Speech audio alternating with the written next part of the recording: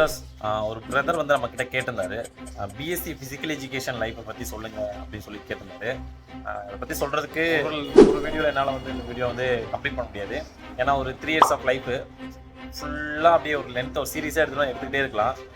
ஒரே லைனில் சொல்லணும் அப்படின்னு பார்த்தீங்கன்னா, யாருக்கு தூக்கத்தை கெடுத்துட்டு ஒரு ஸ்போர்ட்ஸை லவ் பண்ணி ஒரு ஃபீல்டுக்குள்ளே வந்து படிக்கணும், இப்படி ஸ்போர்ட்ஸை சக்ஸஸ் பண்ணணும் அப்படின்னு யார் நினைக்கிறீங்களோ அவங்களுக்கு இந்த பிஎஸ்சி ஃபிசிக்கல் எஜுகேஷன் அப்படின்ற ஒரு டிகிரி வந்து ரொம்ப யூஸ்ஃபுல்லாக இருக்கும்.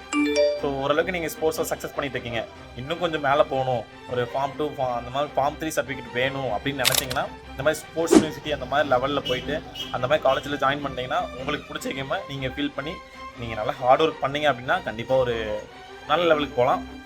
மற்றபடி ப்ராக்டிக்கல் தியரிக்கலாக சொல்லணும்னு பார்த்தீங்கன்னா அந்தளவுக்கு நாலேஜ் நம்ம கெயின் பண்ண முடியுமா அப்படின்னு சொல்லி சொல்ல முடியாது.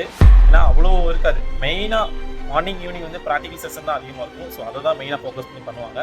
ஸோ ஃபிட்னஸ் ஓரியன்டாக நீங்கள் ஈஸியாக நீங்கள் டெவலப் பண்ணிக்கலாம். தியரிட்டிக்கலாக நீங்கள் படித்தா மட்டும்தான் ஓரளவுக்கு நீங்கள் வந்து மேலே வர முடியும்.